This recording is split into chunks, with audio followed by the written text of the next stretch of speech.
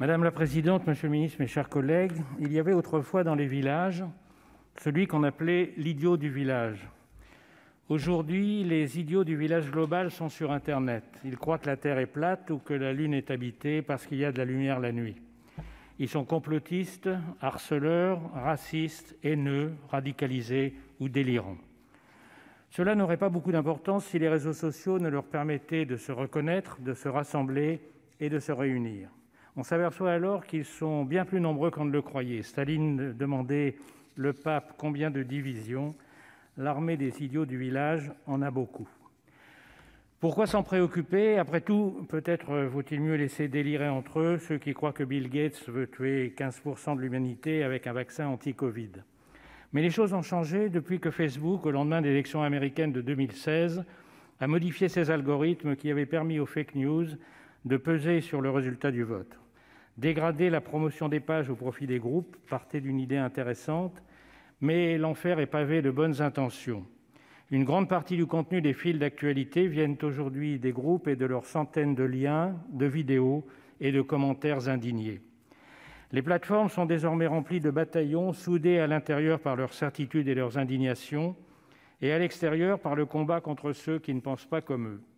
Des groupes sur Facebook, des combattants sur Twitter et le tout exacerbé par YouTube, une bonne partie de l'écosystème des réseaux sociaux, des réseaux dits sociaux, ressemblent chaque jour un peu plus à des gangs rivaux s'agressant dans des quartiers malfamés. Nul ne ment autant qu'un homme indigné, disait Nietzsche, et le mensonge est devenu généralisé, favorisé par l'anonymat et la certitude de l'impunité.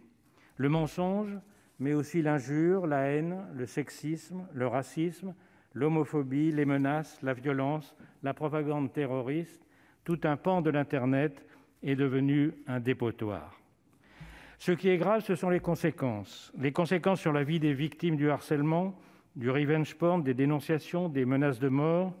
Beaucoup ne s'en aperçoivent pas parce qu'ils n'ont pas été victimes personnellement des tombereaux de boue déversés quotidiennement. Ils n'ont pas été forcés de fermer leur compte en ligne, de changer d'école ou de ville, de voir leur réputation détruite. Ils ne sont pas obligés de vivre chaque jour sous protection policière, comme Sonia Mabrouk ou Zineb El Razaoui et tant d'autres victimes de fatwas sur Internet. Mais le phénomène a pris tant d'ampleur que personne ne peut plus fermer les yeux.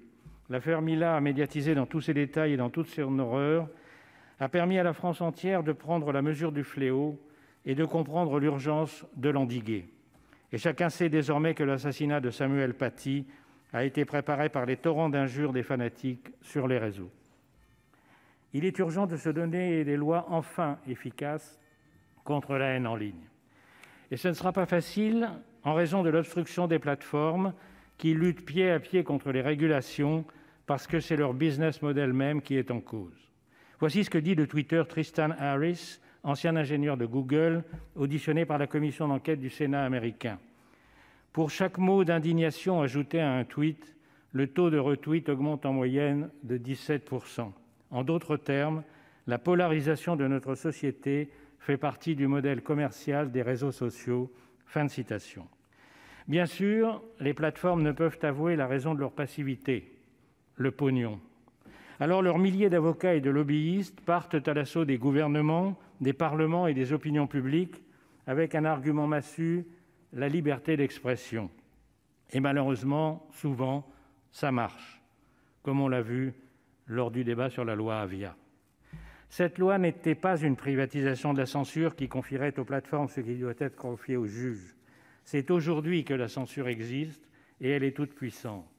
La censure, ce sont les milliers d'internautes qui n'osent plus s'exprimer sur les réseaux sociaux, qui ont résilié leur abonnement pour ne plus s'exposer aux attaques racistes, antisémites, homophobes, sexistes, menées sous forme de raids en bande organisée ou de fermes de trolls submergeant les pages individuelles. C'est là qu'est le scandale, c'est là qu'est la censure. Comment peut-on soutenir que le retrait des contenus haineux porte atteinte à la liberté d'expression? La liberté d'expression, ça n'est pas de diffuser de la haine, de la violence, des appels au meurtre ou au viol. Ce n'est pas d'empêcher les autres de s'exprimer par des attaques massives ou des menaces. En confondant ces délits avec la liberté d'expression, ce ne sont pas les victimes qu'on défend, ce sont les agresseurs. Comment comprendre que l'on n'impose pas aux plateformes ce qu'on impose à la presse depuis 1881 ? l'interdiction de livrer des contenus haineux, diffamatoires ou injurieux. La presse s'y conforme évidemment, et personne n'a jamais dit qu'on lui confiait le rôle du juge. Et bien sûr que plateformes et presse ont les mêmes responsabilités. Excusez-moi s'il peut paraître un peu simpliste aux éminents juristes opposés à la loi Avia, mais voici mon raisonnement. Il n'y a pas de raison qu'on puisse lire sur la toile ce qui est interdit dans un journal. C'est dire à quel point j'ai été heureux de découvrir la récente interview dans Le Monde de Thierry Breton, commissaire européen au numérique, où il déclare, commissaire qui prépare le Digital Services Act de l'Union européenne, où il déclare « Ce qui est illégal offline doit être illégal online ». Pourquoi cette évidence est-elle si difficile à faire comprendre ? Le projet de loi annoncé hier par le ministre de l'Intérieur et le garde des Sceaux est bienvenu. Mais d'une part, il ne traite qu'un aspect du problème. D'autre part, il n'est que français et la seule réponse efficace est européenne, comme le RGPD l'a démontré. Nous avons désormais un commissaire européen et une présidente de la Commission qui veulent agir et frapper fort. Ne manquons pas l'occasion et soutenons-les. Le Digital Services Act doit marcher sur ses deux jambes. Il doit imposer une obligation de moyens et une obligation de résultats. L'obligation de moyens consiste à ce que les algorithmes des plateformes ne favorisent plus, mais au contraire empêchent la viralité des propos indignés, colériques, haineux ou injurieux. Elle consiste aussi à ce que ces algorithmes soient transparents vis-à-vis des régulateurs et non dissimulés derrière de prétendus secrets de fabrication. L'obligation de résultat consiste à obtenir des plateformes qu'elles mettent enfin en place les moyens suffisants en personnel et en technologie pour une modération effective, réelle et efficace. C'est très cher, nous disent en gémissant les opérateurs, propos indécents de la part des sociétés les plus riches du monde. Le combat sera difficile puisqu'il s'agit d'une collision frontale avec le business model actuel des réseaux. Mais il en va de la lutte contre les incendiaires du web, de la sécurité des victimes et, in fine, de la stabilité de nos démocraties.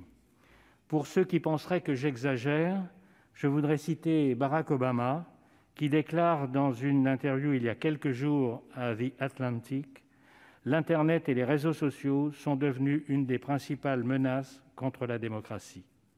C'est pourquoi nous comptons beaucoup sur le gouvernement français pour convaincre l'Europe de ne pas se satisfaire de demi-mesures. Jean Castex nous l'a promis ici même il y a quelques jours, et vous l'avez dit sur votre blog, monsieur le ministre. Le but de ce débat, c'est de contribuer à ce que cette promesse soit tenue. Je vous remercie. Merci. La parole est